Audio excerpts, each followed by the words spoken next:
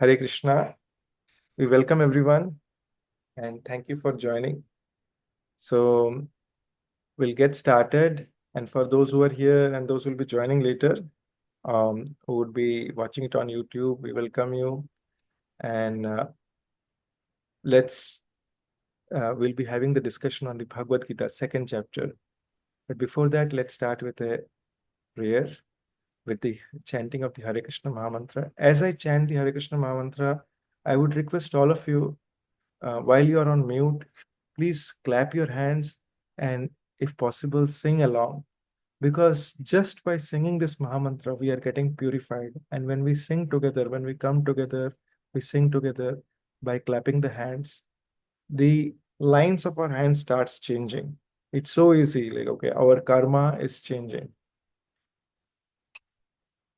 Namam Vishnu Padaya Krishna Prithaya Bhutale Srimati Bhakti Vedanta Swami Niti Namine नमस्ते सरस्वती देवे गौरवाणी प्रचारिणे निर्विशेष शून्यवादी पाश्चात्य देशतारिणे जय श्री कृष्ण चैतन्य प्रभु Nityanand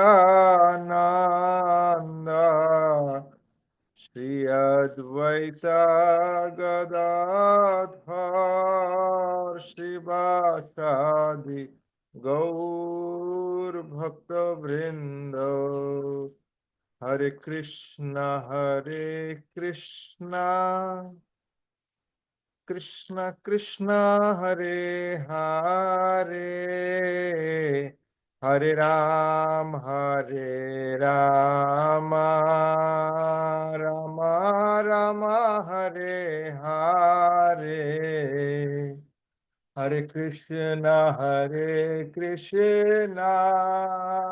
Krishna Krishna Hare Hare Hare Ram Ram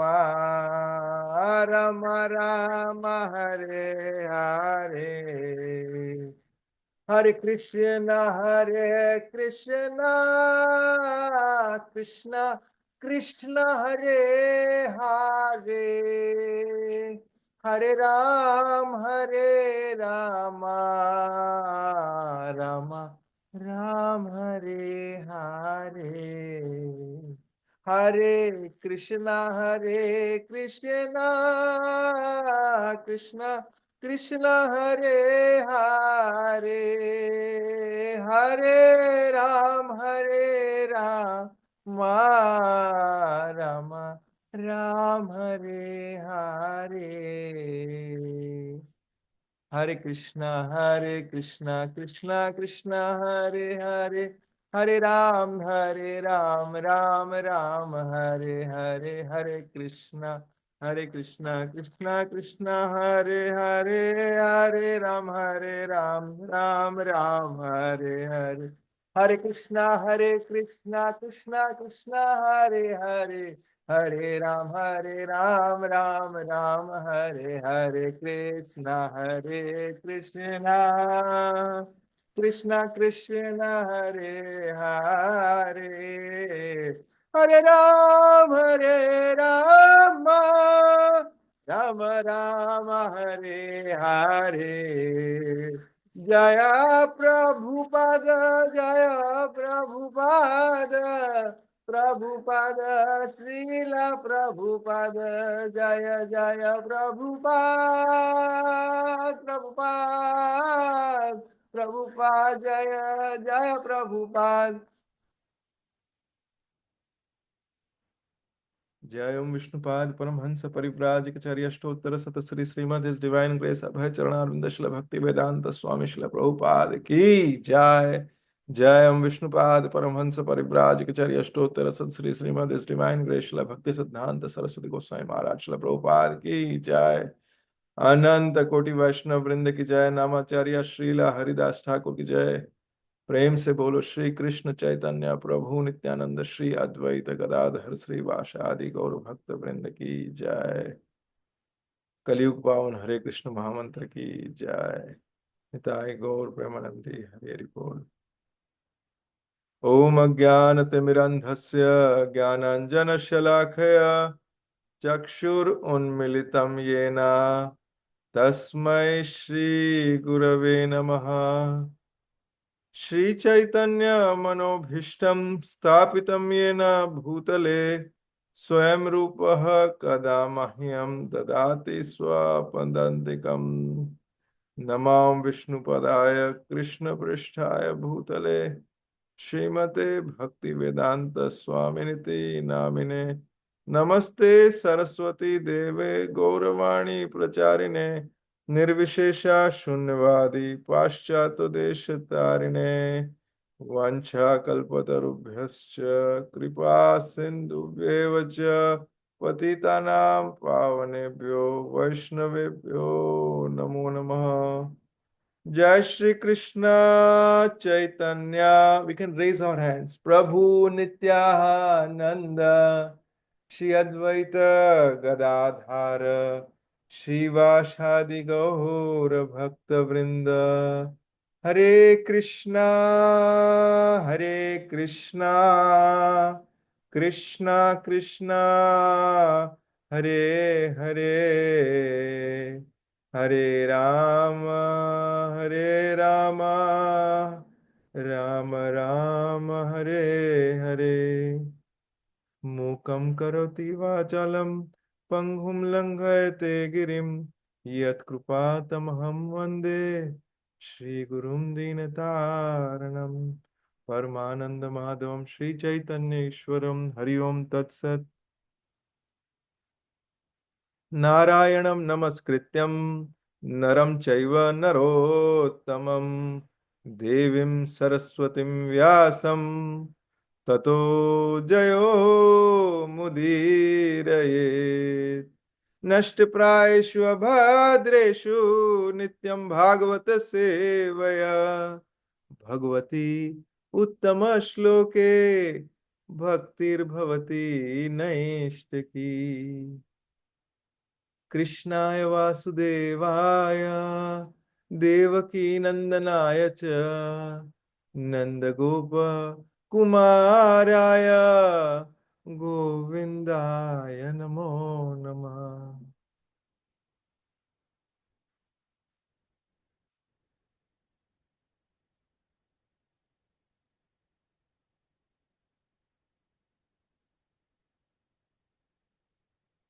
Hare Krishna. We welcome everyone for this session on Saturday. And tomorrow is a very, very auspicious day. Tomorrow is the most auspicious occasion of Shri. Anyone knows what is the occasion? No one knows what the occasion is? You can unmute and share. Okay, so yes, thank you, Nandini Premadri. Tomorrow is the very, very auspicious occasion of Shri Ram Navami. So there is a very powerful blessing that Lord Ram has given. Please hear carefully, attentively, as we hear the glory of Lord Ram. Once Lord Ram, Lakshman, and Sita, they were walking through the forest, and suddenly a thorn pierced through the lotus feet of Lord Ram. So, and he was, as the thorn pierced through the lotus feet of Lord Ram kept walking. And as soon as Lakshman noticed that Lord Ram has been pierced with the thorn in his feet, in his lotus feet, and it is at the base of the feet. So you can understand, if a thorn pierces the base of the feet, how painful it could be. If a pin or a thorn pierces us, can we walk? We cannot walk. We'll sit there, we'll try to prick and bring that out. So Lakshman immediately ran to take this thorn out of Lord Ram's lotus feet. And Lord Ram said, "No, Lakshman, Please don't remove this, because once anyone takes shelter of my lotus feet, I cannot leave them, even if that is a thorn. Now, this is a very, very powerful statement.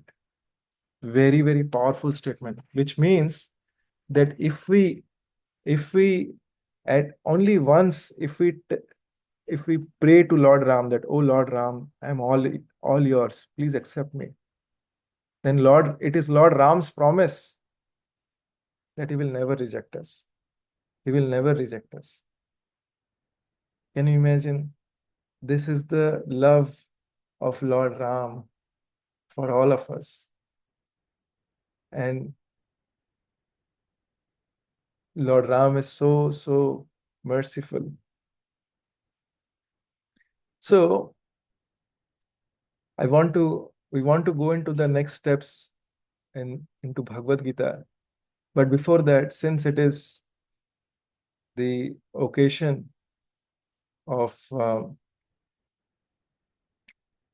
Navami, I want to share one pastime. What are we hearing here? Anyone? What are we assembled here for? Why have we assembled here?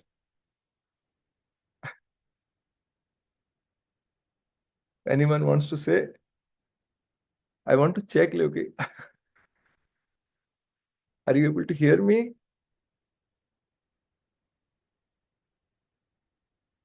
You can unmute and share. Yes. Thank you, Nandini. To listen Krishna Katha. Yes. Amit Prabhu, you wanted to say something? You had unmuted. No, I'm just saying, yeah. Laluk already said that thing. Yes. So we have assembled here to hear Krishna Katha, to hear Hari Katha. Now, let us, since it is Ram Navami, let us understand the mood of Lord Ram. So, at the end of when Lord Ram kills Ravan and then returns back to Ayodhya, at that time, we all know that, okay, Sita Maya is put through the very, very difficult test of fire. And then after that, like, okay, um, she has gone to the um, ashram of Vashishta Muni. So we'll start from there. Sita Maya Sita Maya, I'll just mute everyone. So yeah, so Sita Maya is in Vashishta Muni's ashram, and there are these two beautiful children, Love and Kush, who are growing in the ashram of Vashishta Muni. And as they are growing, um, they sorry, not Vashishta Muni, it is Valmiki Muni. So as they are growing there, they hear the Ramayana from Valmiki Muni, and growing there, they they learn this. They learn to beautifully sing this Ramayana. And what this Love and Kush will do is, everywhere that they go, they will sing Ramayana.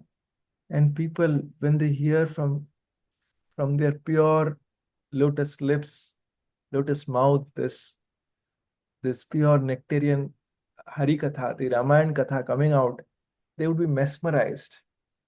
And as this was happening, so these two children, okay, they while roaming through the different places, they once come to the very holy land of Ayodhya. And as they are singing, so the Ayodhya Vasis are very, very happy. And they go and tell that, okay, we want Lord Ram also to hear this. We want everyone in the Ram Darbar to hear this. So there is a request made that, okay, these two kids, they're so beautifully singing. Please let us bring them to Ram Darbar. So they were both brought into Ram Darbar. And Lord Ram, when he comes in, he tells them, okay, oh, beautiful children, I have heard that you sing this. Why don't you sing You sing very nice. You sing very nice katha. Please sing, because Lord Ram did not know the details, so they were asked to sing, and they start singing the Ramayana. As they are singing the Ramayana, they are going through how Lord Ram grew up, how the Dashraths, uh, how he was exiled, all the details, intricate, they were singing through this. So there was joy, there was sorrow, there was different type of emotions erupting through the heart of the Ayodhya Vasis. And everyone were like, okay, they were laughing, they were crying, they were clapping hands, tuck tuck, high five. And everyone was like, okay, completely absorbed. And and as and Lord Ram, like, okay, he's seated on the throne. Now, I don't know if you have, like, just try to visualize. See, this Lord Ram's throne is like few steps upwards, actually, like 30, 40 steps upwards. Like Lord Ram is seated on a very high altar there. And everyone is laughing and crying and having different their emotions are erupting through this as they're hearing. And finally, this Ram Katha comes to an end, and everyone is overjoyed, and they are so overjoyed. And then they want to see what is Lord Ram's expression on this. And they look at Lord Ram, okay, and lo, what they find, Lord Ram is not there. So they say, "Oh Prabhu Shri Ram, where are you? Oh Prabhu Shri Ram, did you not hear this? We were so much joyful by hearing your katha." Then suddenly, out of the midst of the crowd, there is there is a there is a voice that comes out. "I am here." And they look, where is Lord Ram? So Lord Ram, he left his throne, he came in midst of the all his Ayodhya Vasis, and he was also sitting and laughing, and he was also giving high five to everyone. He was also, his emotions were also erupting. He did not want to be at the far off place. He wanted to be in midst of everyone, having the joy. And like, in midst of everything, no one realized that it was Lord Ram who was sitting with them, and he was also clapping. So why I shared this? Because this is the power of Harikatha. When Harikatha is being spoken, at that time,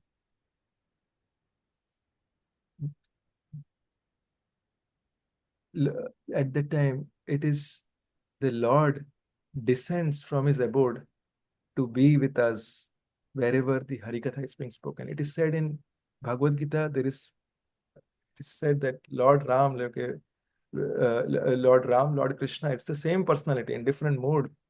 He comes, he comes whenever Harikatha is being spoken. Tushyanti cha ramanti cha. He gets lot of joy. And Krishna is telling in Srimad Bhagavatam that I don't reside in Vaikuntha. I don't reside in all the tirthas. Where I reside? I reside in the heart. I reside in the heart of my devotees, and wherever Harikatha is being spoken, I am personally there. So he resides at the heart of his pure devotees. So that is why we should always aspire that we become pure devotees. What is the meaning of pure devotee? A pure devotee means one who does not have any ulterior motive, one who is not conditional. Oh Lord, you give me this, then I will do this. That means a business transaction. No, this could also be a devotee, but this is not pure devotee.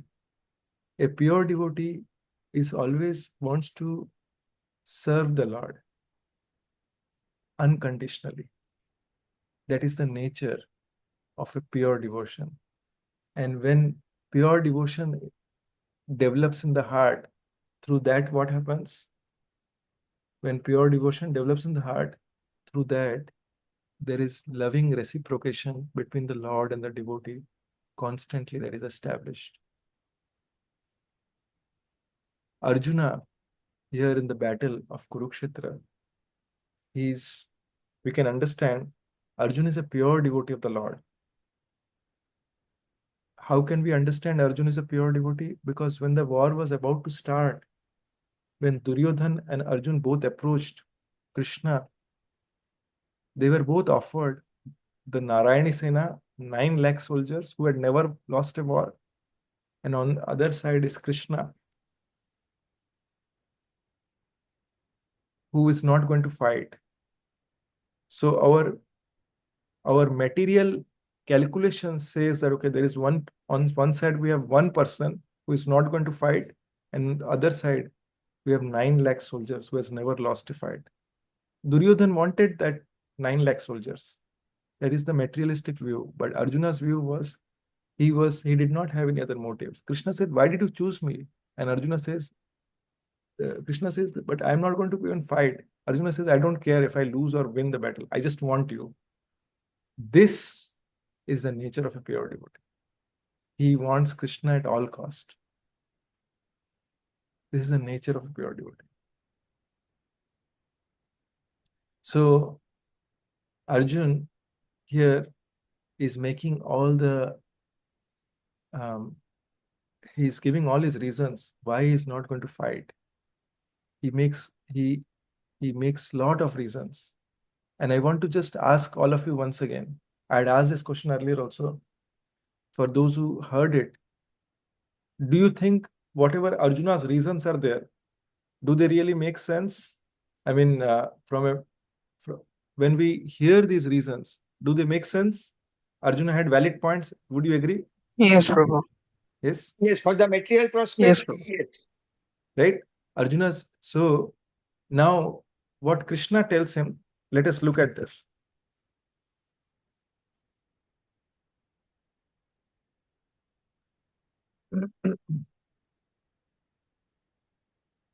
So I'll just go 2-3 verses before, and especially the part that Krishna chastises Arjun. I will read that portion. Okay, so let's read this because there is a very, very important lesson here. I want to, that is why, come back to that.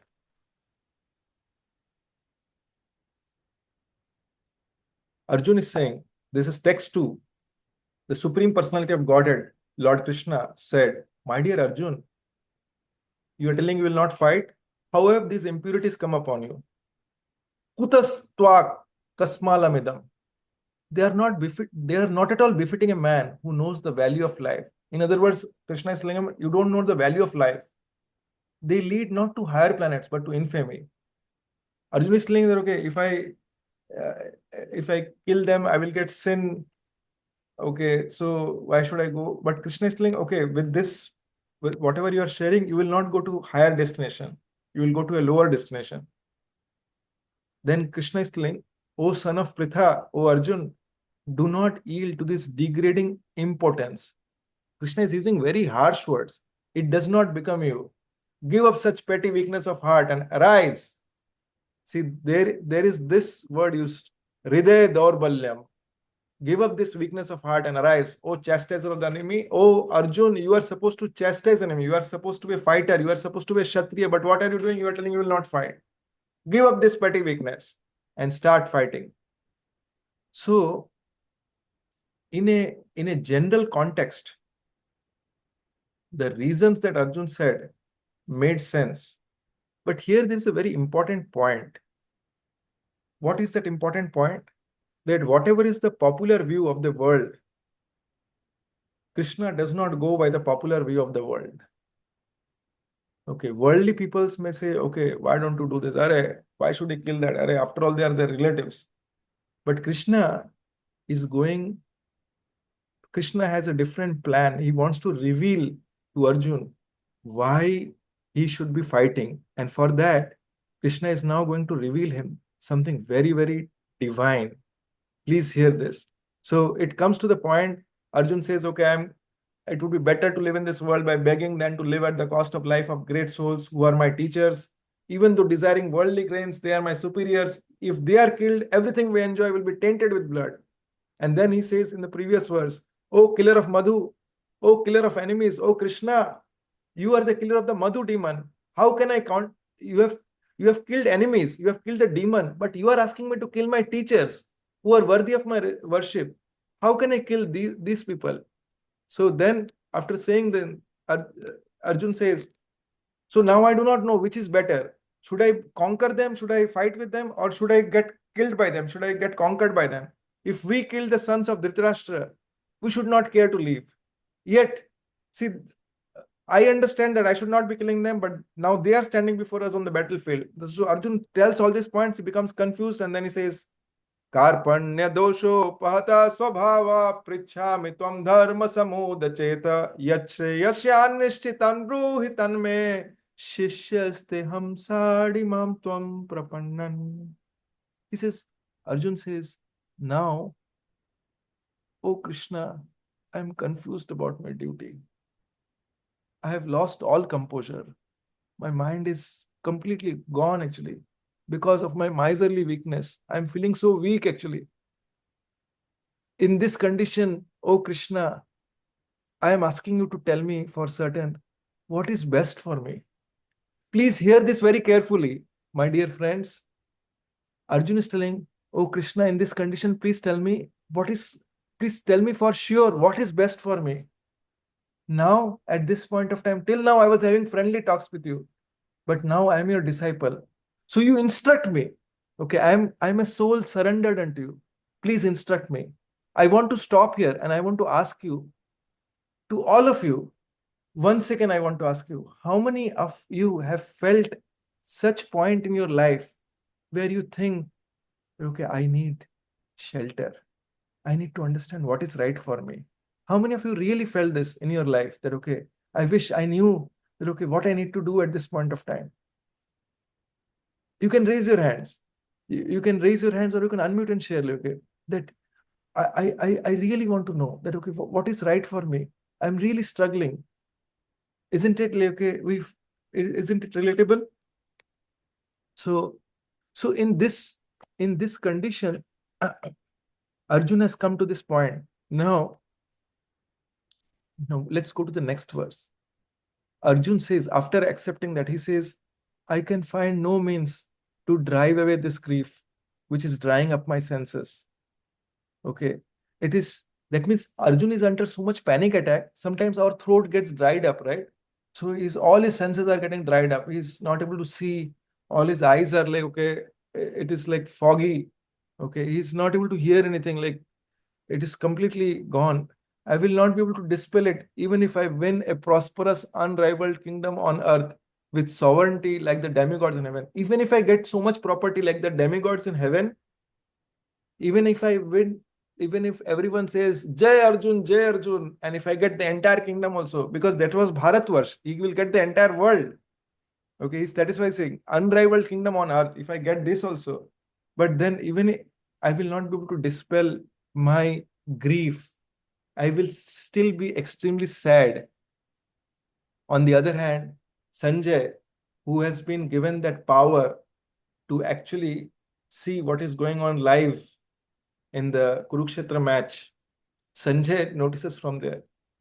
He's giving the commentary, running commentary. See, this is all happening there actually. It is as and when it is happening, it is all being related to Dhritarashtra. Sanjay is saying from there, next verse, text 9.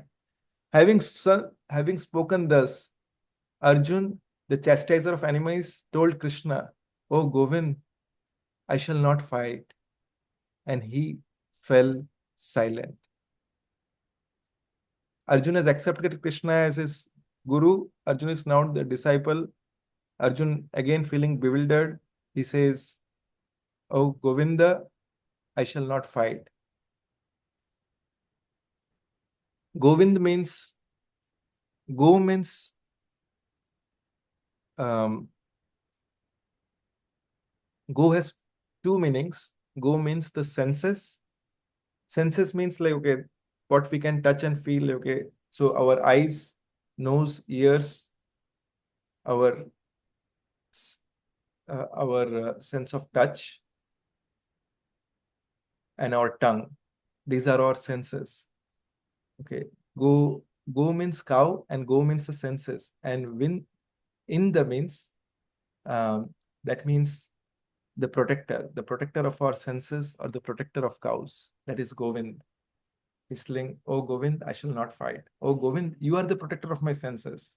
Every name has a meaning here, and Arjuna is addressing all those meanings very nicely. I shall not fight. So then,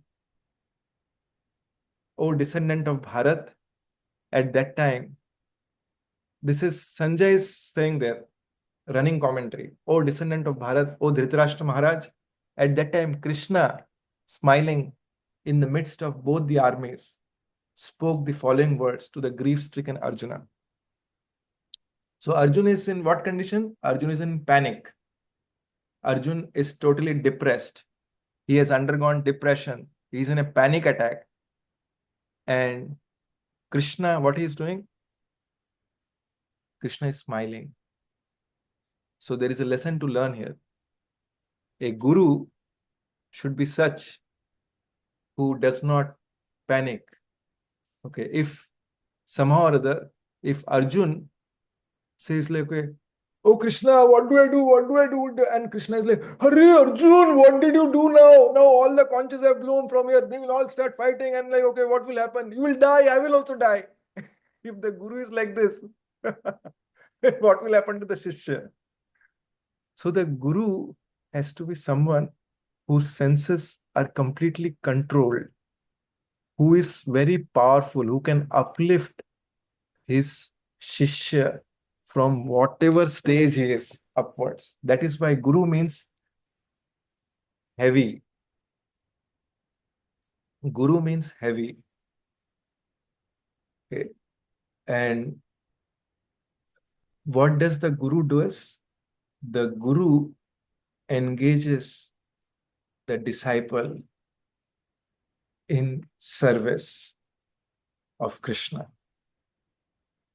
Okay, the guru wants to make the disciple a dear servant of Krishna by his instructions. I see some lag here in the video. Are you all able to hear me clearly? Yes, I am listening properly. Okay. Yes, Prabhu. Okay. So let's keep moving further. Now, this has happened. Arjun is in that state, and what is Krishna doing? He's smiling. So at this point of time, Krishna starts speaking. This is the yes, Lalu Babu, you want to say something? Yeah.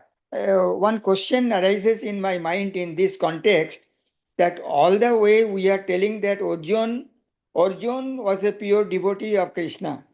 Now, what we have read it that the quality of a pure devotee of Krishna, what Thakur, are the I would, qualities are Thakur, required? I want to just pause you, just because to keep the flow. Can we take the question at the very end? Yeah. Okay, fine. Yes. So Arjun is at a point where he's in a panic attack. Krishna is smiling, and now Krishna starts talking. We are at the second chapter of Bhagavad Gita, text 11. Krishna starts speaking. This is the first time Krishna starts speaking. The Supreme Sri Bhagavan Uvacha. This is a very important verse. Asochan anvasocastvam pragya vadamscha bhashase gata sun agatu sumscha nanu sochanti panditah. The Supreme Personality of Godhead, Lord Krishna said, "Oh my dear Arjun, while speaking learned words, you are speaking very high-fi words, but you are mourning for what is not worthy of grief. Or you are lamenting for which is not really worthy of grief. Those who are wise lament neither for the living nor for the dead." What is the powerful statement Krishna is saying? Those who are wise, they lament neither for the living nor for the dead. Array, what does this mean? Let's move forward. Krishna is going to reveal something most phenomenal. Text 12. Never was there a time when I did not exist, nor you, nor all these kings, nor in the future shall any of us cease to be. So Krishna is telling that, okay, you have been there from time immemorial. I have also been there from time immemorial. And the people that you see here, they have also been there from time immemorial. And in future also, none of us will cease to exist. That is, we will be there forever. Is it? How is it? Then Krishna says, Dehinosmin yatha dehe kaumaram yauvanam jara tatha dehantara praptir dhiras tatrana muhyati. As the embodied soul passes in this body from boyhood to youth to old age, the soul similarly passes into another body at death. A sober person is not bewildered by such a change. Now, please hear very attentively. Krishna is revealing here something very, very important. He's telling that, oh Arjun, our real identity is not that we are body. Our real identity is that we are spirit soul. The spirit soul, just like it is the same soul that has been there from time immemorial, and this soul is, as the body is changing from when we were born, from an infant stage to boy to like a youth to a man to like middle-aged person, and then like a old age person, and then dying, the soul has still be the same. Okay. And when the person dies, at that time, this soul passes into another body at the time of death. And a sober person is not bewildered by such a change. Let's understand this verse a little deeply. So, Krishna has said that our real identity is that we are spirit soul. How do we understand this? See, many times, if we think about it, we have had our childhood memories. Okay, some of us may have memory when we were like very small. Some carry memory like okay, when they were infant, when they were not even able to speak, but some screenshot captured or some moments that you have captured that is out there, that those memories could be there. And then in some of us may have memories like okay of us going into kindergarten, first day in school, or like okay going with our parents for a trip, or many different things as a youth. Some may have impressions of like them getting married or getting an admission into a university. But if you look at the body as such, our body has been constantly changing. If we look at our pictures, if we take our own pictures, we'll see, okay, this is me only. Oh, how is it like, okay, oh, the same person, me. The body has been changing. But is it a different person? No, it is not a different person. So who is that person? That actual individual is the soul within. Let us understand it in a different perspective. I will say, what is this? This is my hand. This is my eye. Am I this hand? No, I am not this hand. Am I this eye? No, I am not this eye. This is my nose, but am I this nose? No, I am not this nose. If this nose is alone, can I say this is my body? No. This is my cell phone. Am I this cell phone? No, I am not this cell phone. So just like I am not this cell phone, I am not this eye, I am not this nose. So what am I? I am the person who is enjoying everything that is coming through these all senses, through these hands, through these legs. If I have to move somewhere, I'm using these legs to move somewhere. If I have to eat, I desire to eat, and then I pick up the rasgulla and put it in my mouth. It's automatically happening. But if you think through this, it's a very complex mechanism. The desire comes from within. Okay. And then okay, we enjoy that. So our real, and what happens when someone dies, at that time we say, right, oh, this person passed away. Isn't it? We say that this person passed away, but the body is still there. If you ask him, what is your name? He'll say, okay, I'll say, okay, I am Mr. So-and-so. Okay, I am Mr. Anup. Okay, and I am an engineer. Okay, but if a body is lying, we might say that, okay, oh, this person passed away, but the body is still lying. So what has passed away? It is the soul which has passed away. If we understand this principle, even theoretically, this will allow us to understand greater principles down the line and how we can come out of this bodily platform even while in this body. Let us move forward. So I want to add one more thing. See, we understood this part, like, okay, that we are not this body, we are spirit, soul. But if you look at this, each of us who are present here, is there anyone who thinks that, okay, I don't want to enjoy life?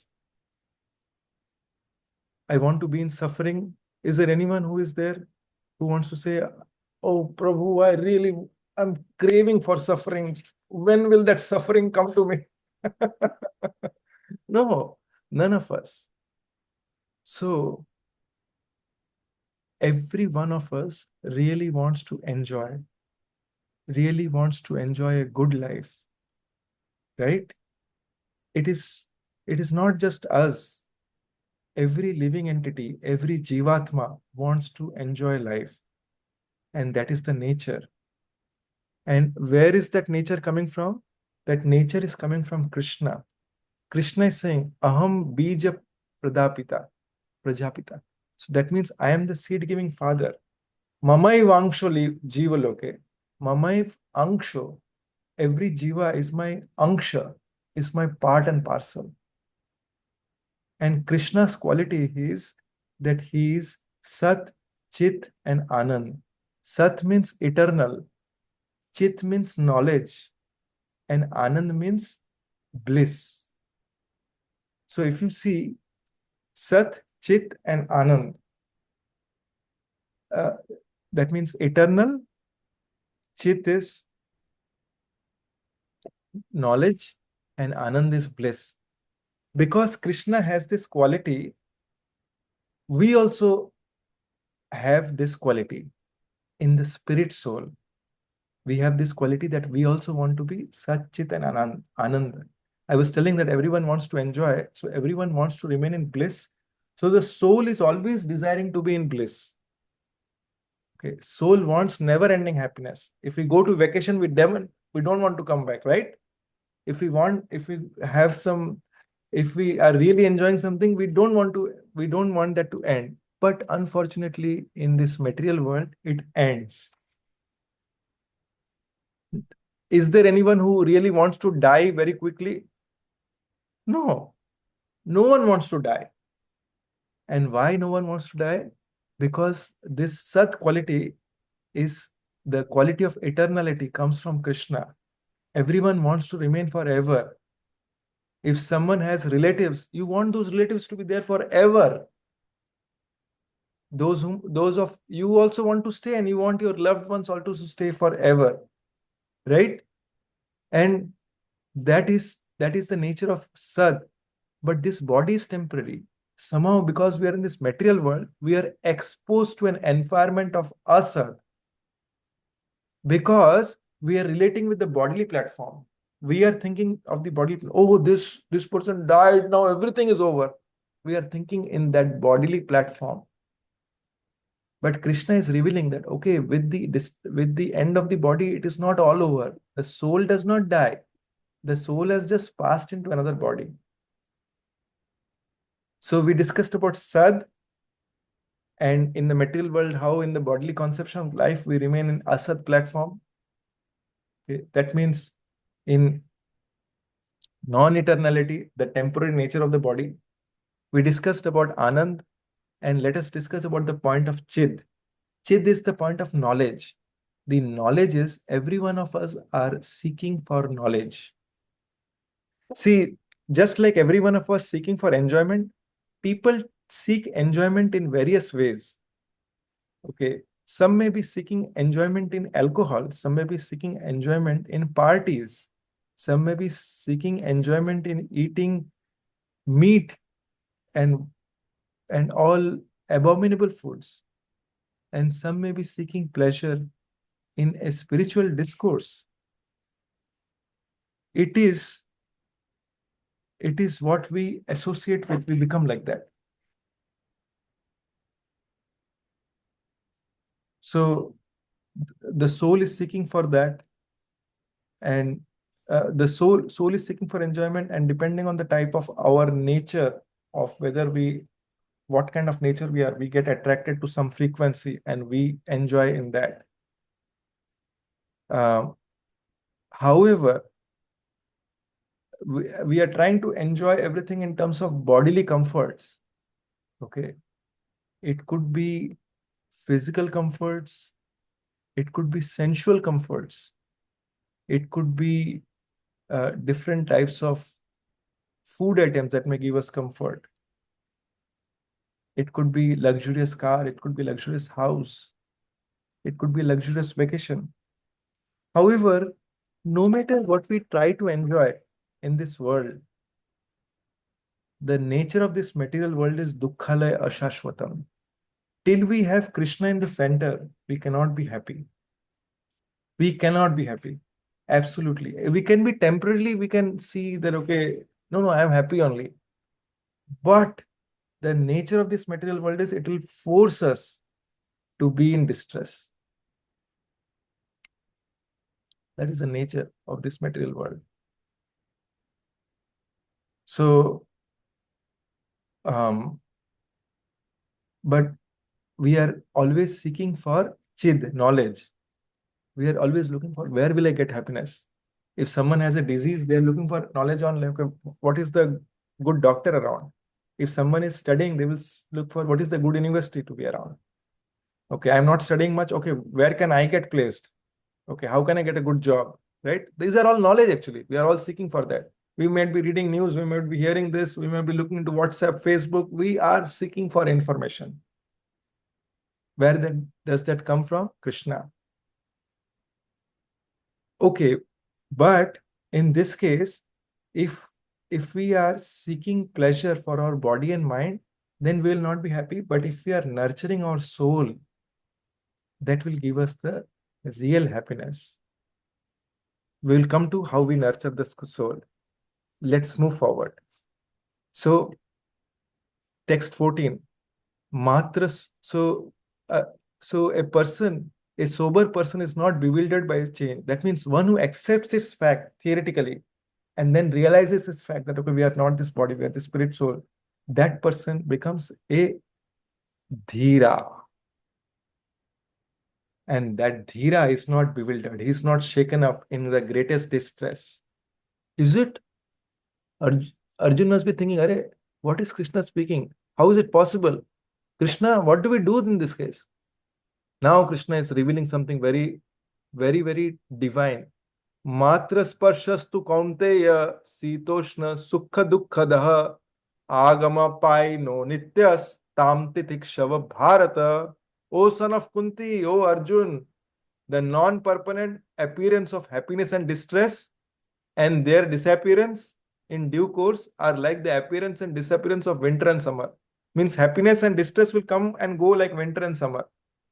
They arise from sense perception. That is, they arise from whatever glass that we have, it gives us happiness and distress based on whatever glass, whichever color that we are looking through.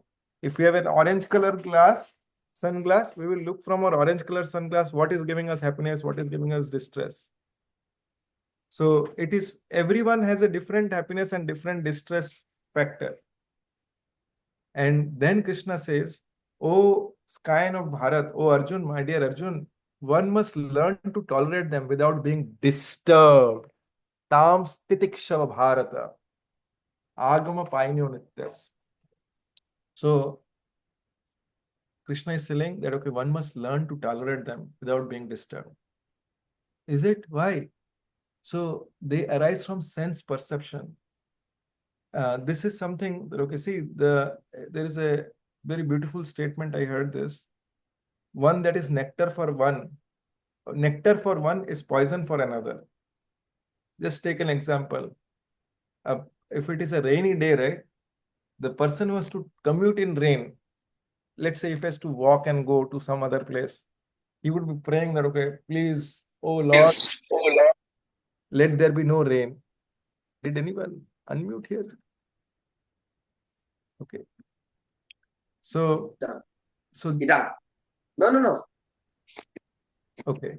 You can just mute it too, if that is okay. Oh, Amrish Prabhu, Hare Krishna.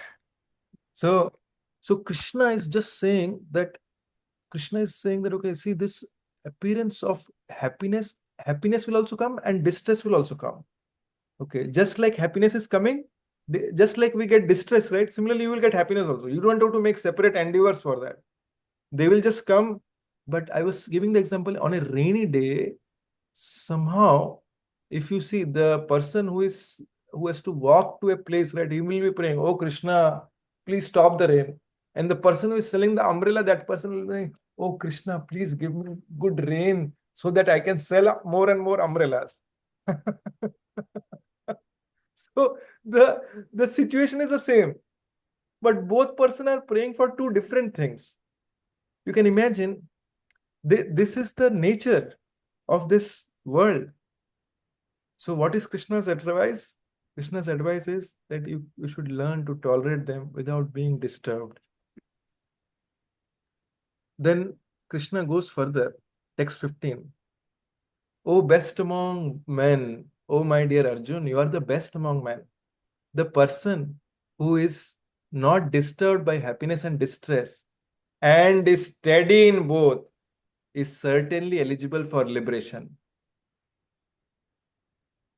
So one who is not disturbed by happiness and distress, happiness may come, distress may come, and is steady in both, is certainly eligible for liberation. Okay, let us analyze this point, what Krishna is saying. What does this mean? Okay, so someone comes and say, Prabhu, today is my birthday. Is it? Prabhu, today is my marriage anniversary. I'll not be disturbed. Prabhu, my mother died. I'll not be disturbed. Is Krishna talking about this kind of thing? No. Krishna is not talking about, Krishna is not telling that, okay, become like a stone, have no emotions. No. If that is what we are thinking, then that's not what Krishna is saying. What Krishna means to tolerate is that if you are in happiness or in distress, you should not stop the devotional service. Your devotional service should increase in happiness. When you are in happiness, at that time, you should think that, okay, oh, share market is up. What does people do when share market is up? They invest. When it is in good time, let me invest my time on Krishna. Let me try to serve him so that I can become purified. Okay. And prepare for the difficult times, because difficult time is going to come anyways. What does the army do when there is no war?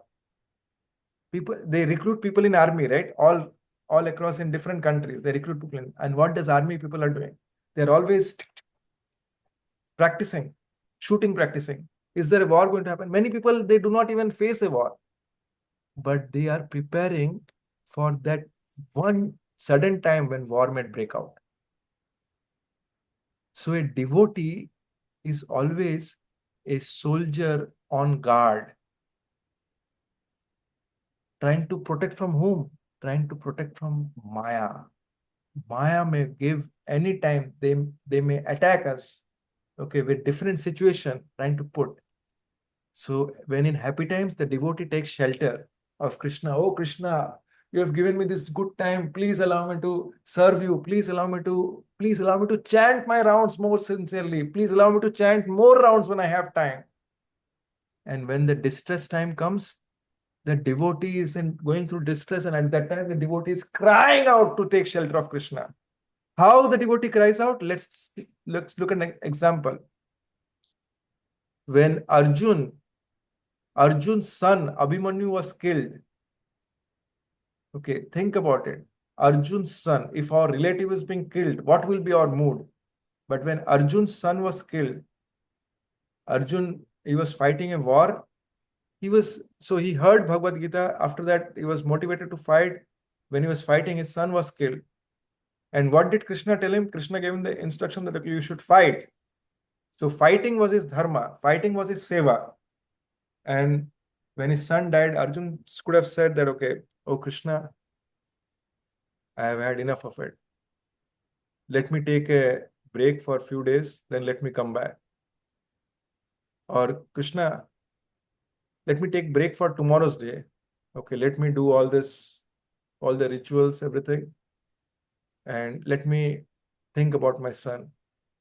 Many people I have seen with my own eyes, many people for the entire lifetime, they are going through the same grief which has happened like years back, 20 years back, like, okay, some event happened and they are still in grief when they are 70. What did Arjun do? Arjun immediately said, this guy killed my son.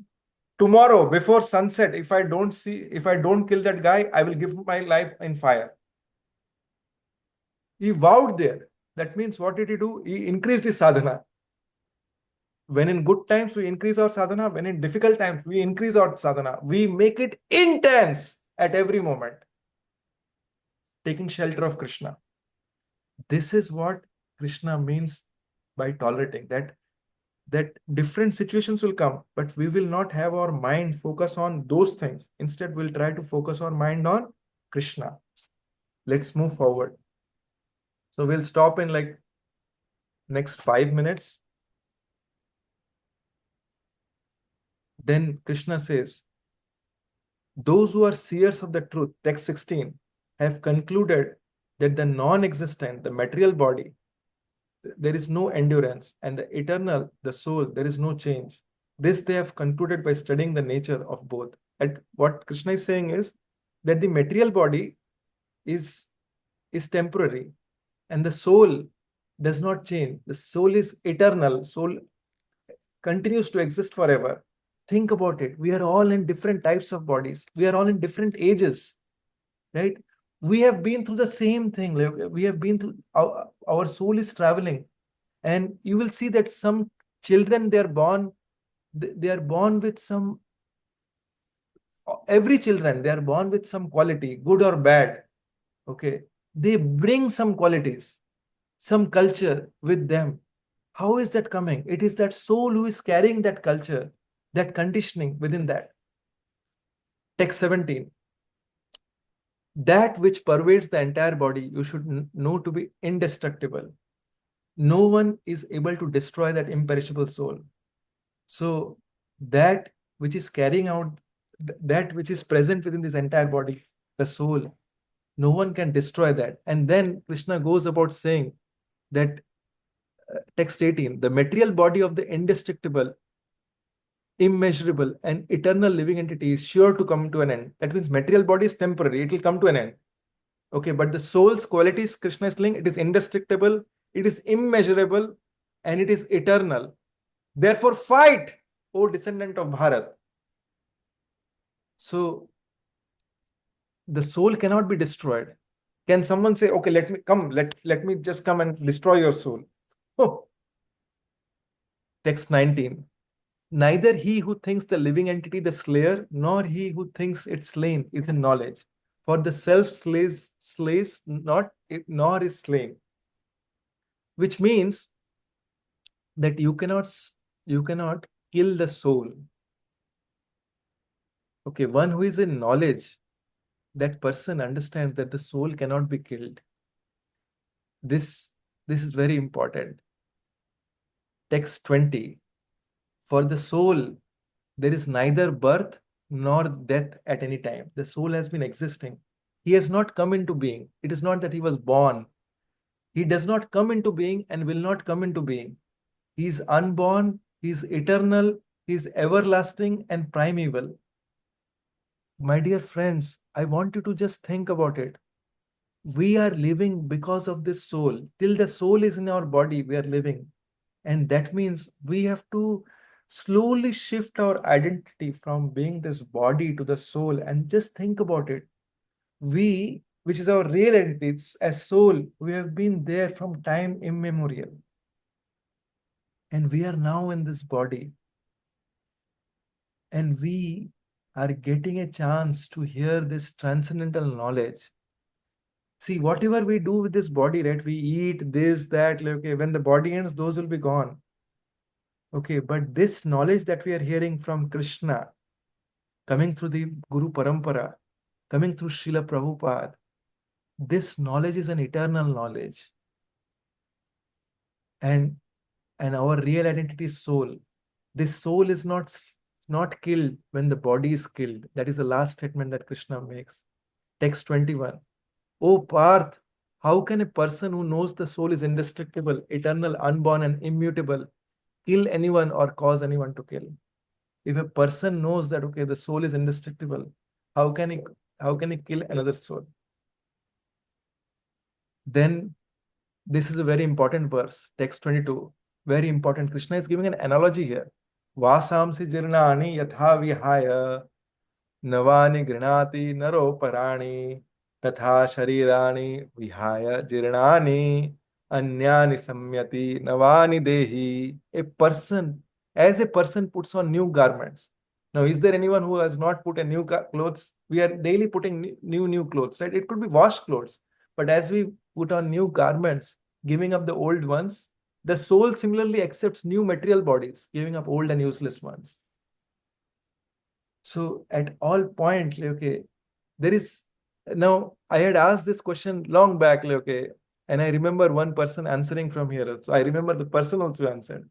How many of us really enjoy when we wear new clothes? None of us enjoy like when you wear new clothes. Everyone. Everybody, Yeah, everyone enjoys, right? Like we all enjoy when we wear new clothes. Everyone likes to wear new clothes. So Krishna is giving this analogy that, okay, just like as our old body gets done, like, okay, we get a new body, which means that there is absolutely nothing to be afraid of with death. See, if we understand this very nicely, we lose all our fear of death. Absolutely, there is no fear of death because we know we are going to get a new body. Okay, text 23.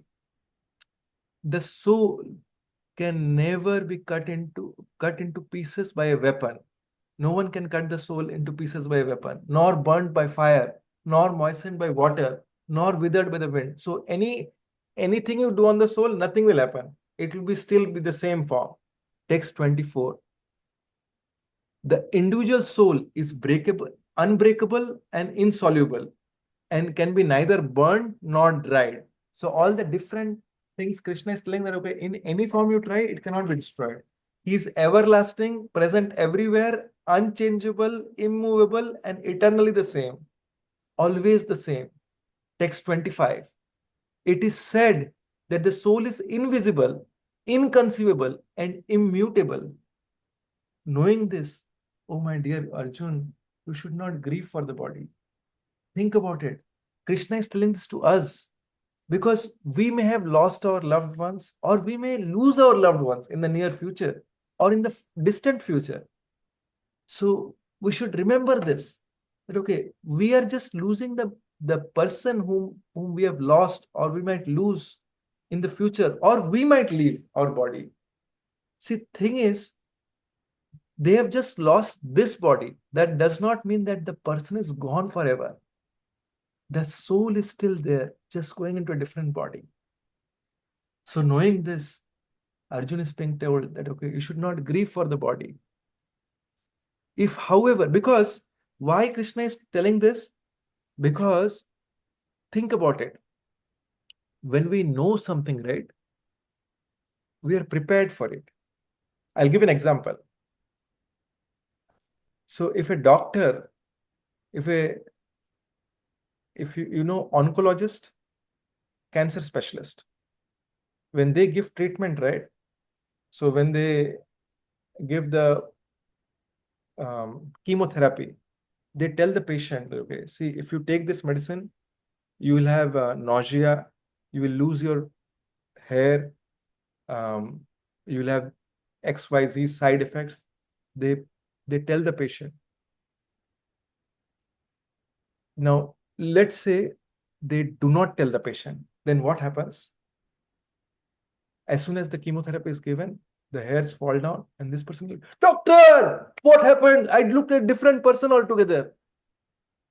Okay, and I'm feeling all day, I'm feeling nausea, and like, okay, I'm feeling so weak, and this, that, like all the blah, blah, blah, all this is happening.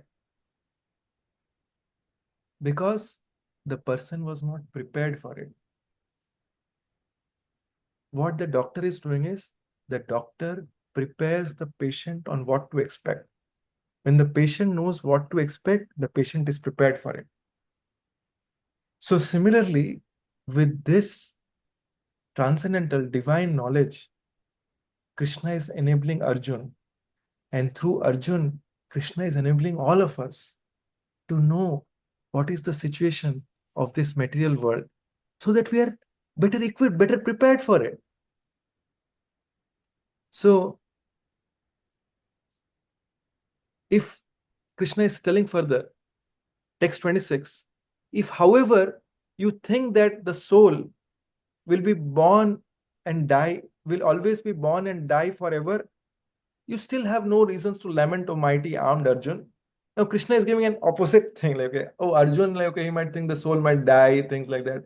But he's saying that, okay, even if you think that the soul dies, okay, will be born and will die forever, then also you have no reason to lament. Krishna goes further and tells that why he's saying this, because he wants to give Arjun the other side of the equation also, so that Arjun is prepared. He's preparing Arjun. He's saying one who has taken his birth is sure to die, and after death, one is sure to take birth again. Therefore, in the unavoidable discharge of your duty, you should not lament. So, Krishna is explaining Arjun in different ways. And then Krishna is saying that all, text 28, all created beings are unmanifest in their beginning, manifest in their interim state, and unmanifest again when annihilated. That means, in other words, what Krishna is saying is, before born, uh, just like as soon as the soul leaves the body, there is a waiting period before the soul gets another body. Then there is a waiting period before he becomes active outside. Like, okay, he's in the mother's womb. Okay, then he comes out, and then like, he does his activity, and then his body ends, and then he goes into the next state. So all the different living beings, whether it's an animal, bird, anything, like, okay, if you take even a mosquito, they go through these different things, like, okay, different cycle. So we know this thing, Arjun. What is the need for lamentation? And then Krishna says, text 29, some look on the soul as amazing, some describe him as amazing, and some hear of him as amazing, while others, even after hearing about him, cannot understand him at all. So there are some people who have understood this, they feel like, "Arey, this is amazing. This is a divine thing that I learned." Okay. So people like to hear about soul. Okay, but one who is unable to, some people who are not able to understand it, like, okay, they are confused, bewildered. Right?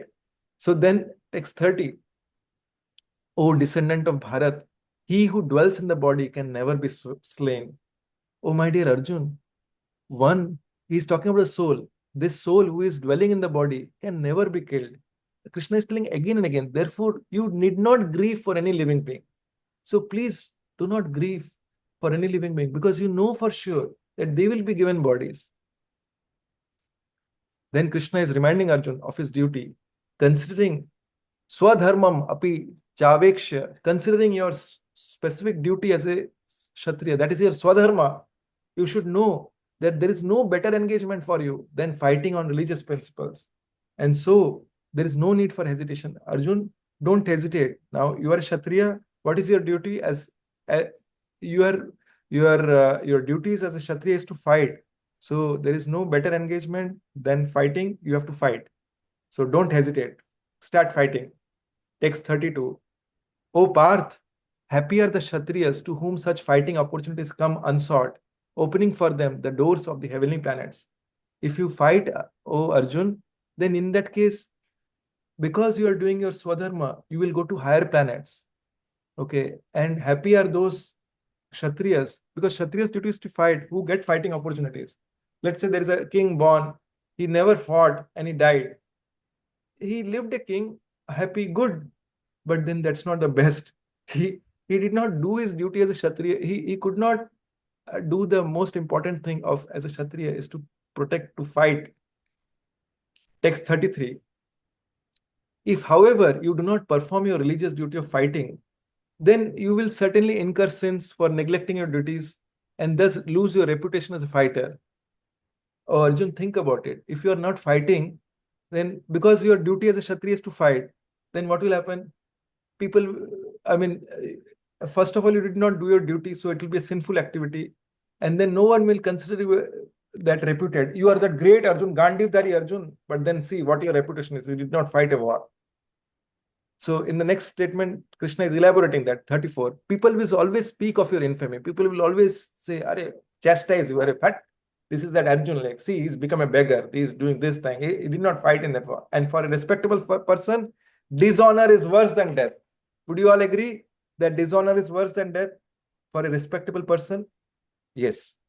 For a dishonor. So I've heard this from my spiritual master, His Holiness Radhanath Swami Maharaj. He says that a person, if he loses his money, then he has lost something. If he loses his loved ones, he has lost something greater. But if he loses his character, if he loses his character, then he has lost everything. So,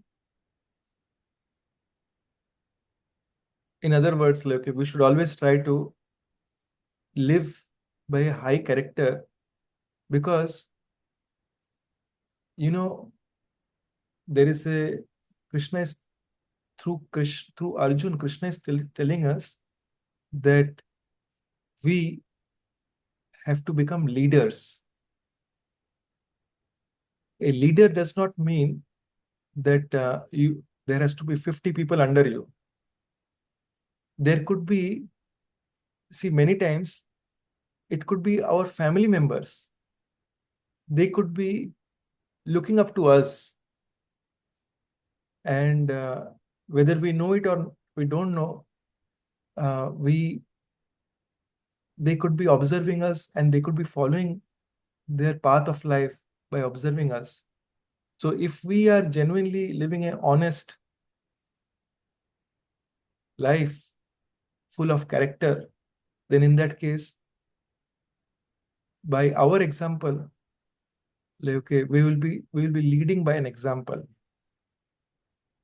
So there are many children sometimes, okay, they observe and they pick that up.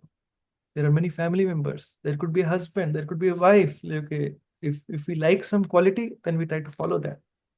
So we have to, by setting the right example of being a right character, we become right example for the society in general. Text 35. I'm just trying to stop at a point where it will be more logical end. So I'll just take 2-3 verses like down here.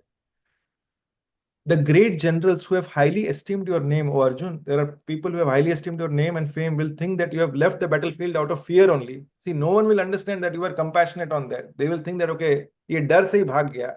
Out of fear, he left this. And thus they will consider you insignificant and hopeless. Text 36. Your enemies will describe you with many unkind words. They will use slangs to describe you and scorn your ability. What could be more painful for you, Arjun? Next text, 37. O son of Kunti, either you will be killed on the battlefield and attain the heavenly planets, or you will conquer and enjoy the earthly kingdom. Therefore, get up with determination and fight. Arjun, you are just thinking that, okay, you will kill them. Either you will be killed or they will be killed. But whoever it is, like, okay, if you remain and if you kill them, then you will enjoy the earthly kingdom. And if you kill them, then you will definitely go to the heavenly planets. So get up and fight. Text 38. Do thou fight for the sake of fighting, without considering happiness or distress, loss or gain, victory or defeat, and by doing so, you shall never incur sin. Krishna is telling that, okay, do your duty for the sake of fighting, without considering happiness or distress, loss or gain, victory or defeat, and by doing so, you shall never incur sin. In other words, Krishna is telling us we should do our duty. We should be duty bound. Whatever is our duty, we should never drop those duties. And while doing our duty, we should be focused.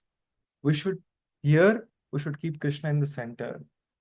That way, we know also which duty to perform actually. Because many times we might be bewildered about, is this the right duty to do? So we should be under guidance of a devotee who is exemplary, who is actually under guidance of pure devotees or in the line of pure devotees. So this is very important. Text 39. Thus far, I have described this knowledge to you through analytical study. Now listen as I explain it in terms of working without fruitive results.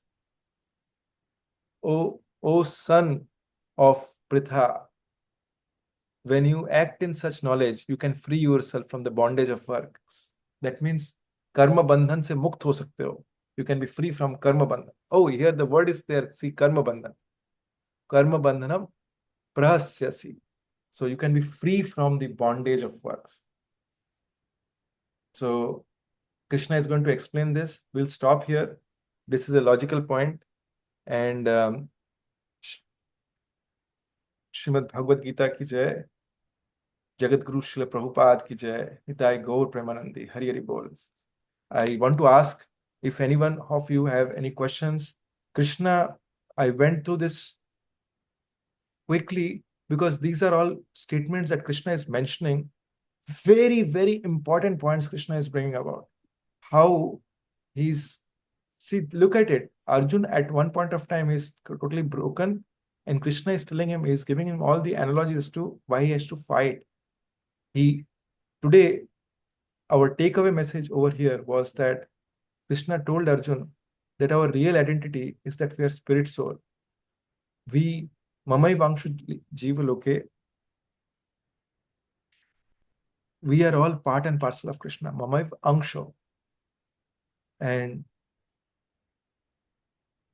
as so our real identity is spirit soul. Krishna told Arjun that he has to do his duty. Krishna is reminding through Arjun, through all of us, that we have to do our duty. If we are a student, then our duty is to study, but keeping Krishna in the center. Okay. Another important point that Krishna told is, okay, we might be inflicted into various happiness or distress in the world. See, happiness we don't realize. We are in the seventh heaven. But distress, we are like, we crash or we become depressed. We become very pale, passive in that situation. But what is Krishna is telling is, as happiness comes, similarly distress will also come. Or as distress comes, similarly happiness will also come. Just like the changing of summer and winter season. But what is he saying? That please tolerate that. And I told the example of what Krishna means by tolerate. It's not that okay, we become without emotions. No, whether in happiness or in distress, we increase our sadhana. In every situation, we increase our sadhana, and just by doing that, we will make progress. When we have caught hold of the lotus feet of Krishna, okay, and we are tightly gripped to that lotus feet of Krishna, through that, what will happen is, no matter whatever situation will come, Krishna will really take us through. And there is a verse in Srimad Bhagavatam that says this, that when in the material world is like an ocean of turbulent storm. Imagine, my dear friends, if there is an ocean of turbulent storm, what will happen in that ocean? If we are in a small boat with a pedal rowboat, okay, we are pedaling, and there is a cyclone that is coming in, what will happen? What are our chances of surviving when we have to cross that ocean? We have to just cross through this turbulent ocean, pedaling that rowboat for, let's say, 100 miles. What are our chances of survival? How many of you will say that? How many of you are confident that you can row through that and you can still survive? There is a turbulent storm. If we fall into the water, then the whales are out there. They are going to eat us up. How many of you think that we can survive through that? Is it relatable when we go through the life circumstances? Is it relatable that, okay, oh, what will I do in this situation? Have we encountered this situation, or is this sounding very impractical? There is absolutely, yes, Shamakaruna ma'am, that is saying. Would all of you agree that there is absolutely no chance of survival? Anyone who says that, okay, there is no chance of survival, raise your hands.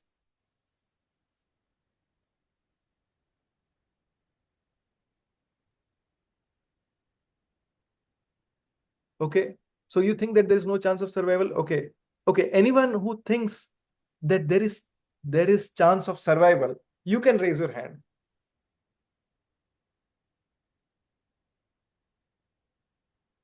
I think that Amrish Prabhu and Shamakaruna, his hands are raised. Okay, Amrish Prabhu, you think there is chance of survival in that ocean with the boat? Yes, No, you mean, there's a chance because there's like lifeguards, like a lifeboat can come to help. no, I'm not talking about a swimming pool. I'm talking about in an ocean. You are in the middle of the ocean and you have to sail for 100 miles. Okay, and there is a turbulent cyclone going on. Forget about lifeguards, there is no one there. Well, no. And You can't survive. you may have put the life jacket, but there is whales if you fall down in the water. Do you see You a chance? can't. You cannot survive. It's impossible. We are not going to survive, right? Yeah. So this is the situation of this material world. There is absolutely no chance of survival, but there is only one thing. Our scriptures say that anyone who has taken shelter of Krishna, what happens is that ocean of hundreds and thousands of miles just shrinks, and it becomes so small as the calf, as the footprint of a calf. Footprint of a calf, not a cow, of a calf, this much small. So the water becomes this small. If this small is the water, in that, if the boat is there, would that boat stay there, or will that boat be moving like this, like this? How will the boat be? The boat will be completely steady. And if anyone has to cross from one side of the water to the other side, what he has to do is he has to climb on the boat and just get down on the other side.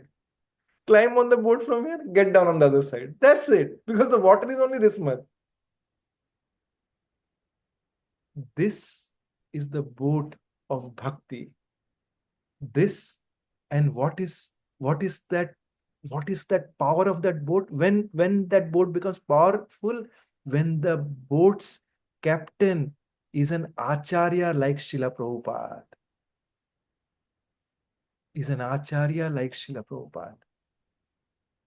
When we take shelter of an acharya like Srila Prabhupada, what will happen is he will make all these oceans shrink. And there is a verse in Srimad Bhagavatam. I want to share this verse, and uh, I will end it through this one. This verse is one of the most beautiful verses of Srimad Bhagavatam, and I want to share this. Please, my dear friends, please just listen to the translation of this particular verse. This is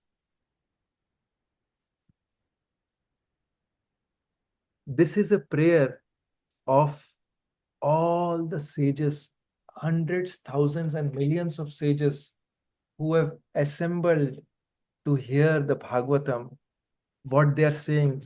Please, my dear friends, please hear this verse very, very carefully. They are all praying that we think. I will read this verse because when we hear the Sanskrit, just by hearing, these are Shabda Brahma, by hearing this, we are all getting purified. Tvamna sandarshito dhatra dustaram nishtirshatam kalim satva haram pumsam karnadhara ivarnavam. What this means is, we think, see, this should be our mood of prayer. We think that we have met your goodness by the will of providence, just so that we may accept you as a captain of the ship. For those who desire to cross this difficult ocean of Kali, which deteriorates all the good qualities of a human being. In this Kali, those who are present in this Kali, okay, all the good qualities are completely deteriorated. Okay, but one who has taken shelter of a pure devotee like Srila Prabhupada, for them, crossing this difficult ocean of turbulent ocean is not at all difficult. It becomes most easy. And see, the best part of the thing is, there is no background check. We may have any background, no background check. This is the power of a pure devotee. See, the power of a pure devotee is they do not see what you have done in the past. Forget it. The pure devotee gives causeless mercy. One who comes in contact with the pure devotee, it is his causeless mercy. He is just giving mercy.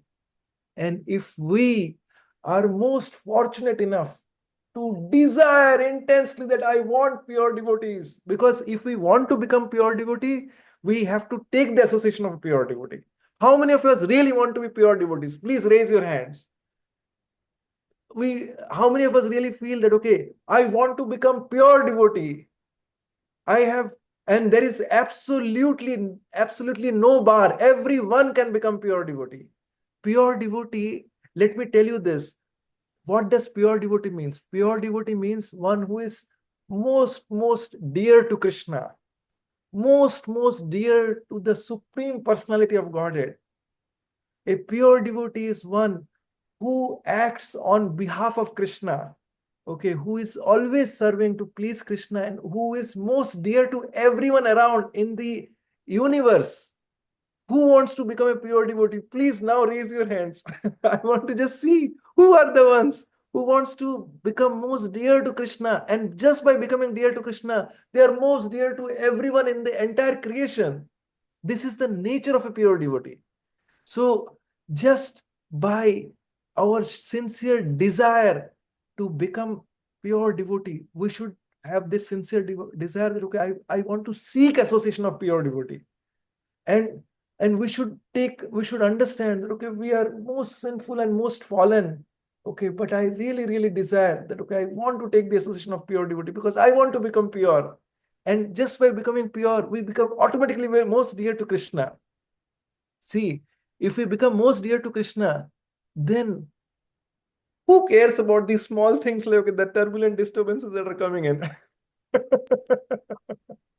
It is just like the university dean. I know there are two devotees here who are actually in university, and in a university, if I was asking this, okay, if the professor is giving you some trouble, but the university's dean, the chancellor, is your friend. He thinks, hey, don't worry, you are going to get a top class job. I will arrange for it. Now, if the professor is saying, why did you not do your assignment? Why you are doing it like this? Why you are doing like that? What is this? Will you really care about that? Okay, okay. Okay, I will do this. Okay, okay, okay, take it. Okay, whatever you want to. Okay, university chancellor is only my friend. The job is assured. Your job in Apple is guaranteed. So you really don't need to care about these small things. So we have to be in, we have to intensely desire that, okay, we become dear to Krishna. And how can we become dear to Krishna? So I want to share this last thing, and with this I will end this class. By first thing is by association, keeping in good association, avoiding all bad association. This is number one thing. A, B, C, D rule. A is association. By keeping in good association, whatever association it creates disturbance in our heart, we avoid that association. Sometimes these people may be there in our home. So what do? We serve them, but we don't get inspiration from them. Hey, do you want to come for a movie? We try to take association from devotees, which inspires us. We try to avoid association of those, take inspiration from others who are not in that platform. We give our association to them. We can tell them that, okay, this is what I have heard, and through this their life will also change eventually. If by sharing something it disturbs them, then let's not do that. Let's keep them aside. Let's keep praying for them that, oh Lord, I am finding joy in associating with devotees. Please, if you so desire, please give them also that joy, so that they will also really get your mercy. It is after millions and millions of birth that one gets the desire for hearing about Krishna. I want to tell all of you about your most special position. After millions and millions of birth, you have developed that taste. You have so much taste to hear about Krishna. And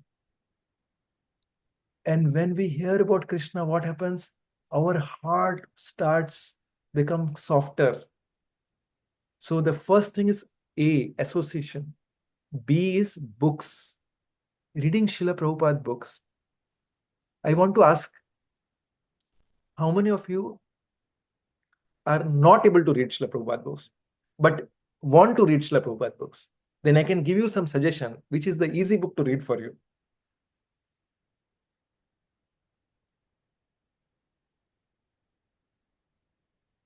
Is there anyone? Okay, let me ask it this way. How many are able to read Srila Prabhupada books? Oh, I don't see any hands. Okay. Okay. I'm able to see some hands. Thank you. So it is very, very important that we read Srila Prabhupada books. Why should we read Srila Prabhupada books? Number one thing, Srila Prabhupada books will train us on how to deal with situations in this material world. A soldier who is training, right? Now, let's say the soldier is like, okay, he has kept his gun and he's like, no enemy will come now. Put the gun here and sleep. If that is the thing, enemy doesn't have to do anything. He has to go and rob the bank, kill this guy while he's sleeping. Many things he can do.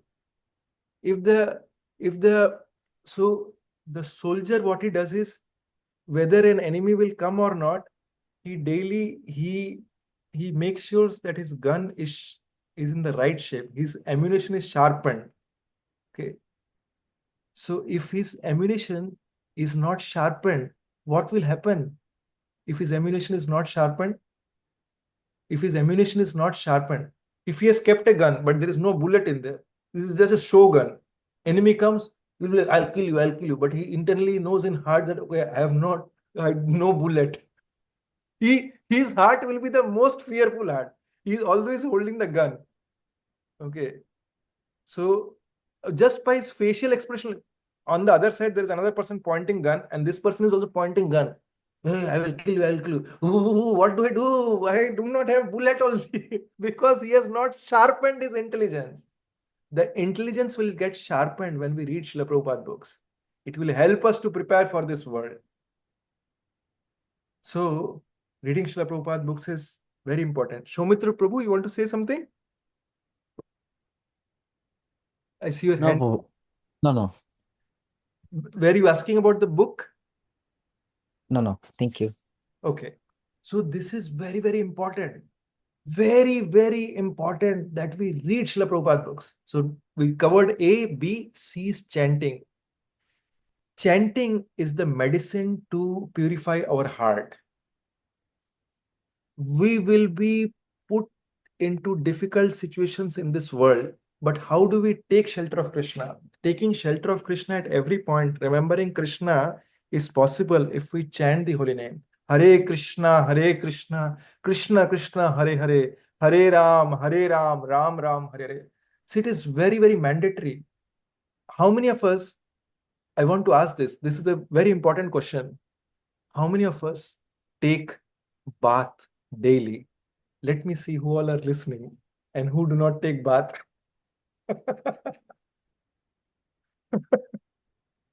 Okay. Okay. I see some of you probably are not listening or you're not taking bath at all. So, so, so the thing is, just like we take bath, why do we take bath? We take bath to cleanse our body. If we are not taking bath, we suddenly go to a place after 6 months. I know in my college, I remember one person was there who did not take bath for 1 month. And his roommates, everyone was like, "Arey, ye nahata hi nahi hai, kya kare?" Then like, okay, he was given a royal carpet, welcome to the bathroom. Please go and take bath. We will give you bucket of water. We will give you soap because and other students contributed to give a soap to please use this soap. This is a better quality soap. 1 month's thing, it will be gone actually. Because wherever he will go to the class. It was terrible actually for everyone. Just the deodorants will not help everyone every time. So similarly, just like taking bath is very important, cleansing our heart is also very important. Why? One simple test. Is there anyone amongst you who does not get disturbed in any situation? Your boss comes and fires you, your family member tells you something, okay, then like, okay, you did not get a promotion, others got it. How many of you are there who are not disturbed by this situation? There is an immense natural disaster coming into your city, and you are in the place right in the center of that thing. How many of you are there who will be disturbed through this? Let me ask this. We all will be disturbed, right? So, how do we shield ourselves through that? Shielding ourselves through that is not possible by our own endeavor. We have to understand this. We cannot do everything by our own endeavor. We need shelter of Krishna.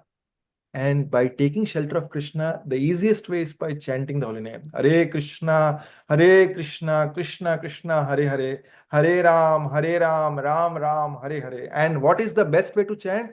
The best way to chant is when we hear each and every mantra. At least if there is anyone who is not chanting here, I would request you, please start chanting one round. Is there anyone who is not chanting any round? I want you to raise your hand. Is there anyone who is not able to chant?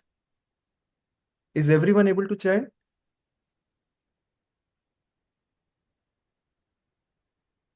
Okay.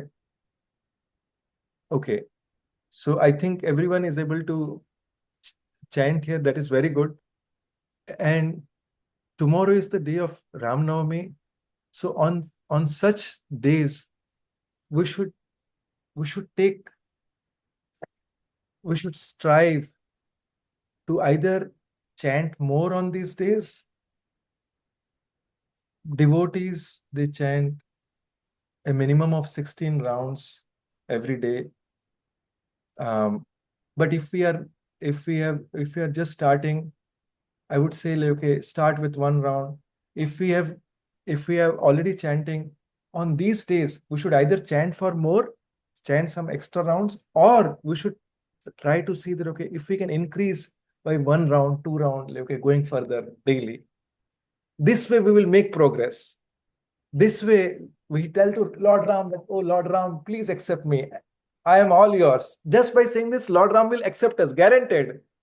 And please, oh Lord Ram, please bless me so that I get taste in chanting, so that I am able to chant more and more. Right now, I'm only chanting so many rounds, but please bless me so that I get taste in chanting, so that I become humble, so that I become tolerant in every situation, so that I don't scream around, so that my anger doesn't take over me, so that I don't become envious of others.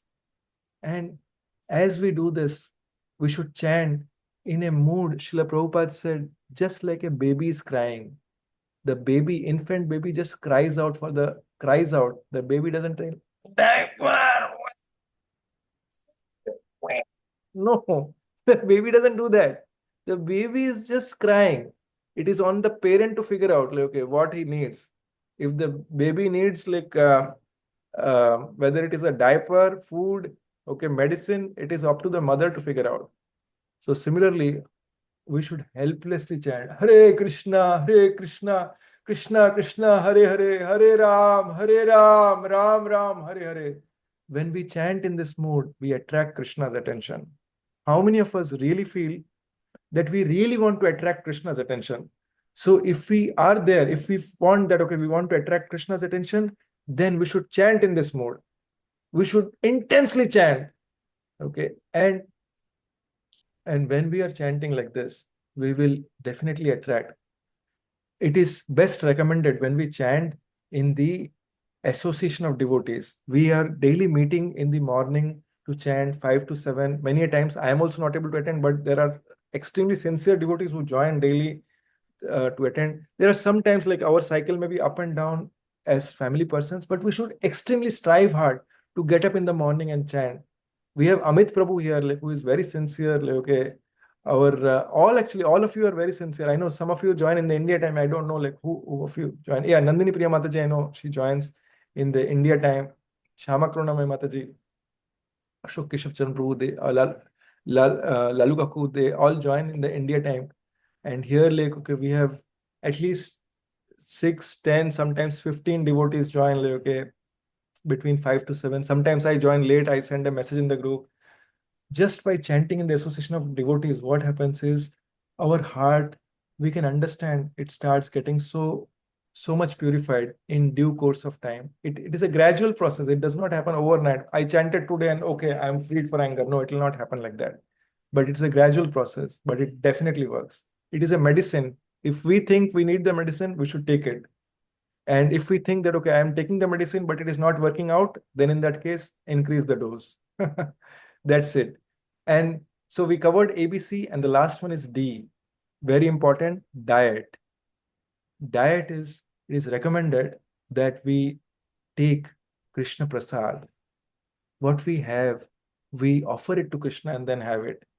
By offering it to Krishna and by having that, when we cook, see, Krishna says, Patram Pushpam Phalam Toyam, Yome Bhaktya Prasri. One who cooks with love and offers it to Krishna, by just doing this, it is called bhoga. It is given to Krishna and it becomes bhoga. It is for Krishna's bhog. That means Krishna's enjoyment. And then we chant the Hare Krishna mantra 3 times. I'm just telling you easy way to do. And then 10 minutes we keep it with Krishna. Either close the door or put some way, like, okay, have Krishna a personal time to have the food. And then after 10 minutes, go and have it. And while offering, we make this prayer, oh Krishna, what can I offer you? What is my value? I'm just insignificant. And what is the value of these things? I just bought this 2-3 items. You are the Supreme Personality of Lord, Supreme Personality of Godhead. You are the owner of the entire creation. There are so many devotees who are high class, who are offering you so many things. But what is the value of this thing? There is nothing. But oh, my dear Krishna, I have brought this out of love for you. Please accept this offering. Prabhupada taught us, if we say this sincerely, then Krishna will accept this offering. Very simple prayer. And what can we offer to Krishna? We don't offer any non-veg.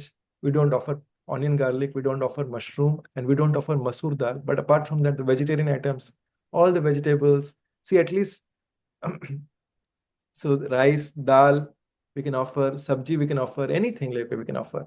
And on these, and when we are offering this, then we become, by this we start establishing relationship with Krishna. Just like if anyone is coming to our house regularly, we give them some food, something, right?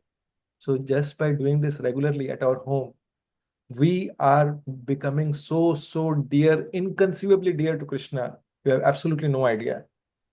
So highly recommended. So these 4 things, if we do, we will certainly make progress. We'll become so dear to Krishna. In due course of time, we will also learn that, okay, how Krishna is so merciful to us. And everything that we hear, we will see Krishna's mercy in every single place. Krishna is unlimited and his mercy is also unlimited. So that being said, I will stop it here. For those of you who are sincere, who want to observe Ram Navami, I want to mention that tomorrow Ram Navami is observed. There is, for those of you who can, there is fasting till dusk. That means till moonrise. I will just check this just to reconfirm.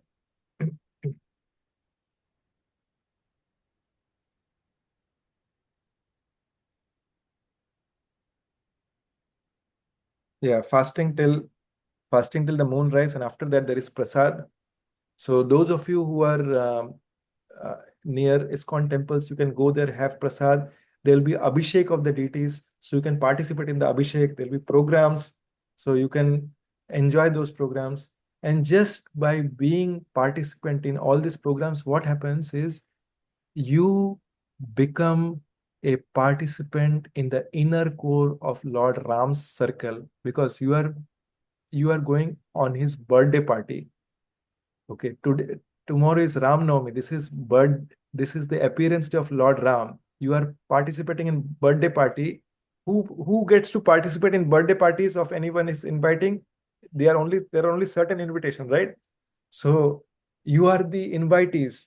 And just by going into that, you are in the inner circle of Lord Ram. And there you just open your heart and say, oh Lord Ram, please, I am all yours.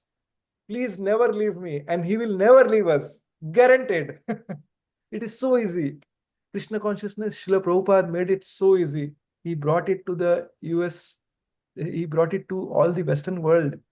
And I did not know who Lord Chaitanya, who Lord Gauranga Mahaprabhu, Lord Nityananda Prabhu is. I did not know anything about Bhagavad Gita. But Srila Prabhupada is so merciful. He saved my life. And I am just sharing this because, like, okay, understanding that, okay, where my life was and how much mercy Srila Prabhupada has given. Just like we eat good food and we want to share with others. So similarly, I'm just sharing this, like, okay, so that everyone is benefited. So if you are benefited with this, then you can also share with others. If you think that, okay, you can't share with others, but you want to still do service, you can invite them here. Then we can together hear it. And if you think there are any comments, suggestions, you can definitely share that. Any way that we can improve. Okay. Thank you so much. Hare Krishna. Srimad Bhagavad Gita ki jai. Jagat Krishna Prabhupada ki jai. Nitai Gaur Premanandi. Hari Hari Bol. Does anyone has any questions and comments? Sorry, it went for long, but I just thought, like, okay, it was for all of us, so that we put our consciousness in how we go from one week to another, and we all make progress in every stage. And knowing that tomorrow is Ram Navami, we make the best utilization of that. Praying intensely that, okay, please make me a pure devotee. I am all yours, Lord Ram. We should all pray for being a pure devotee. If we pray for being a pure devotee, then someday it will manifest by Lord's mercy, by Srila Prabhupada's mercy. Wherever we are praying, we should pray that, okay, we become a pure devotee. Hare Krishna. So any questions or any comments or any suggestions, you can please let me know.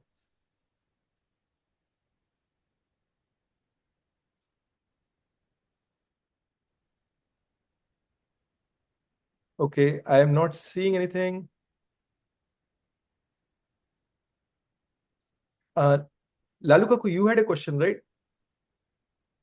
I had a question, but that question is that it is not very significant. It was coming into my mind. See, all the way you were telling that Arjun is a pure devotee of Krishna.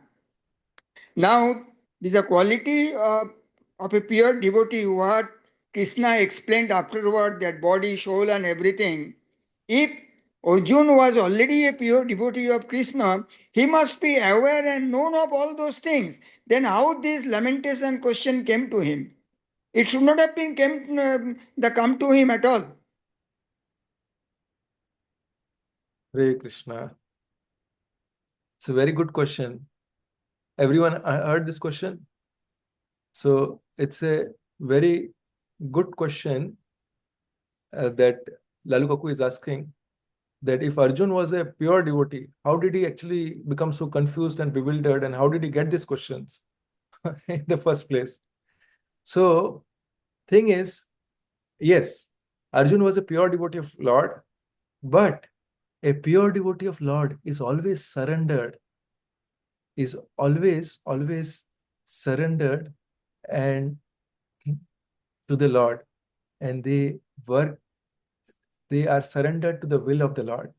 So by the will of the Lord, Arjun was put into this condition so that the Bhagavad Gita can be spoken, We can hear it. so that we can hear it.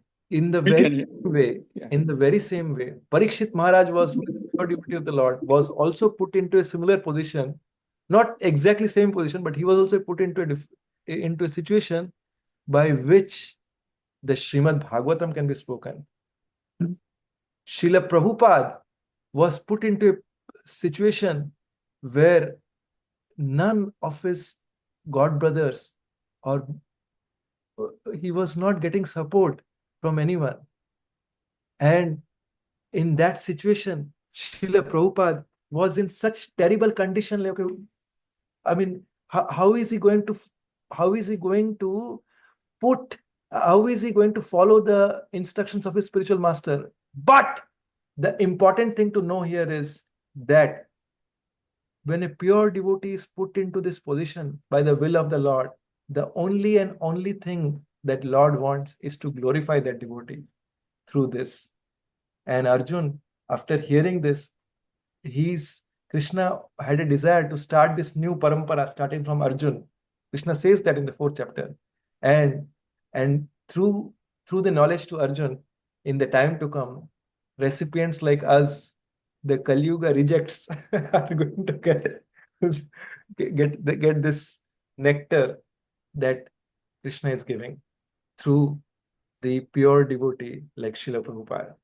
Srila Prabhupada has painstakingly given us. Srila Prabhupada went through so many reversals in life. See, many people think means pure devotee means like, okay, it's perfect, everything is pure, everything is perfect, but that's not the case. Srila Prabhupada, if any of you is challenged, like if you feel there is depression going on in my life, I'm not really encouraged, like, okay, I want to do this, but I'm not able to do it. It could be anything, like it could be your studies, it could be anything for that matter. I want to achieve this, but I'm not there. I would give you one steroid determination injection. What is that? If you read Srila Prabhupada's Lilamrit, then the motivation, the inspiration that you will get is far more than 1 million steroid injections. What Srila Prabhupada has gone through, if you just read that, like, okay, it will take you to limitless boundaries actually. He was never depressed. He never gave up. He said impossible is a word in fool's dictionary. He was always determined. If we have a slightest thing that, okay, I want to achieve this in my life, it could be not even related to Krishna consciousness. I would tell you that, okay, read this book. This will give you so much spirit that, okay, whatever you want to achieve in life becomes perfectly, you can achieve your goal. Hare Krishna. Kaku, I hope I answered your question. Yeah. Hare Krishna. Does anyone else have any other question or comments? Else we can end it here. I will just see in the gallery view. Okay, I don't see anything. So thank you all very much. Hare Krishna. Please take care. Hare Krishna, Prabhu. Hare Krishna. And for those of you who are in Detroit region, okay, we will see you here in temple tomorrow. And those of you, wherever you are, please visit the temple tomorrow. Please make the most use of this Ram Navami. Lord Ram is very, very merciful. Don't leave this opportunity. Even if you have no background of bhakti, absolutely nothing. You don't need to have any background. This is the greatest thing, okay? You don't need to have any background. In bhakti, no one's background is checked. If you have a sincere desire, you will make it. Hare Krishna. Dandat Pranam. Shri Gauranga Kuti Bhakta Vrinda ki jai.